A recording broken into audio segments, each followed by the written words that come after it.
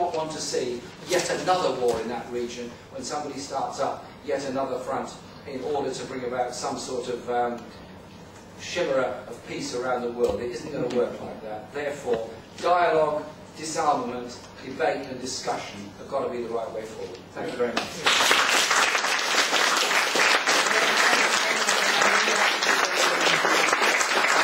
We'd love to have you for question and answer, but next time we will try and keep you for as long as we can. Thank you so much.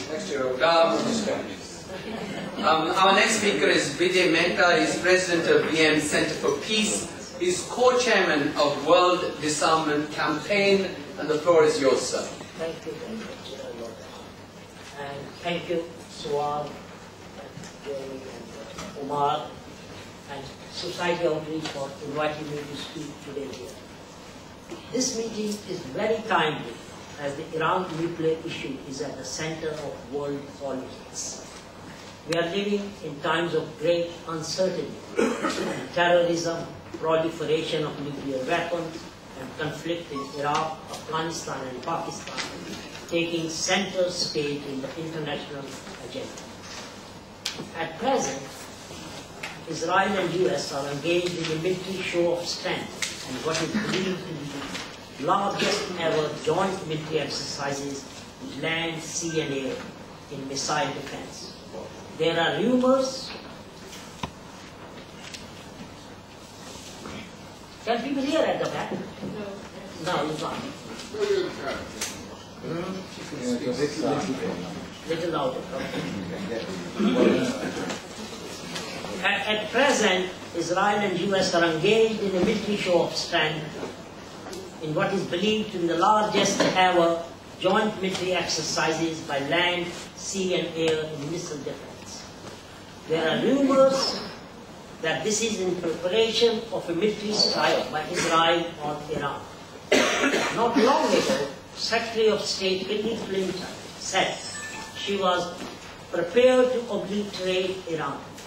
And today, French Foreign Minister Bernard Kouchner said that Israel could strike Iran if no satisfactory solution to the Middle East issue, or to the nuclear issue is resolved. So, as Jeremy also said, the last thing we want is a continuing standoff between Iran, Israel, and West to turn into one of the first horrific nuclear wars in the Middle East region. So today, Middle East is the precipice of nuclear proliferation.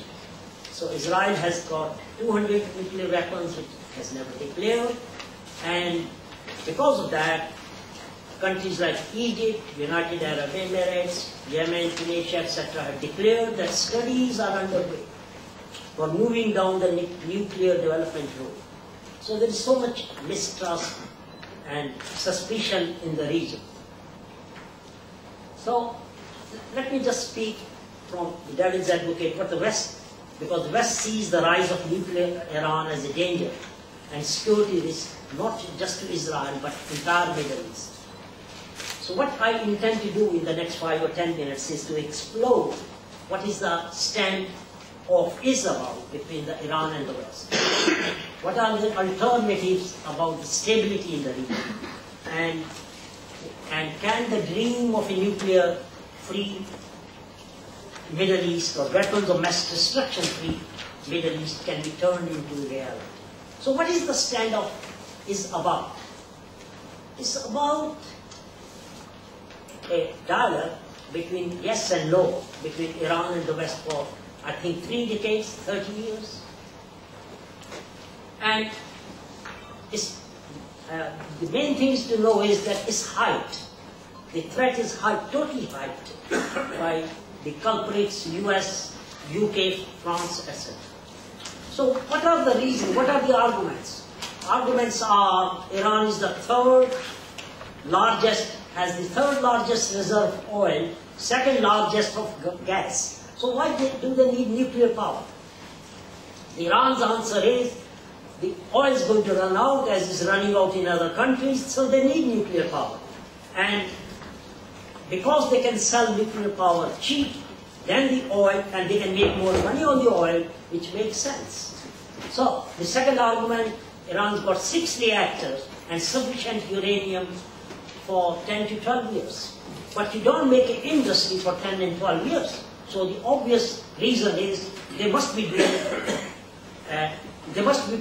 producing atomic, or trying to have the intention of producing atomic weapons.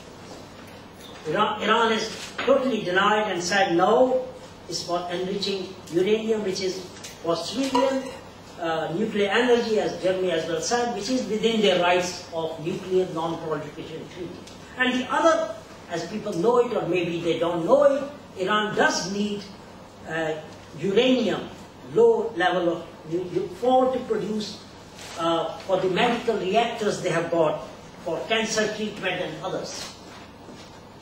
So the other argument put forward by the West is Iran's got 1,500 kilograms of uranium, which is enough for 2 bombs. Oh, big deal. When in the area, Israel's got 200 nuclear weapons, and the whole world is worried that Iran might take 2 atomic bombs. But again, the reality, as Jim was saying, is that if you are threatened, what else you need to do? What else can you do?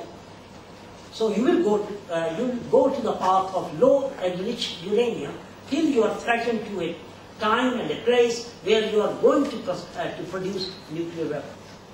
The other report which recently came was that there is a secret enrichment facility in Guam, which President Obama said, and the rest, they are outraged, will not declare da da da da. The fact of the matter is that Iran voluntarily informed the IAEA, which is the International Atomic Energy Agency, of this facility long time ago. So, in other words, Obama lied that Iranians were covering up a secret nuclear facilities. Of course, there is something to be said about Iran, which that it should be a bit more open society, it should be a bit more transparent society, and we could do away without the rhetoric of the Holocaust denial and the tensions which are created unnecessarily. But what I want to see is Iran of the old times, which I love, because we as Indians have got a relationship with Iran going back 1,000 years or more, actually, when Iran was the center for trade, culture, commerce, literature and poetry, and I'm a fan of Jalaluddin Rumi. So let's see the alternatives. What are the alternatives? Engage diplomatically with Iran. Secondly, as everyone knows, Iran has got a right to civil nuclear energy. So I'll have to skip all that because I want to go to the ending.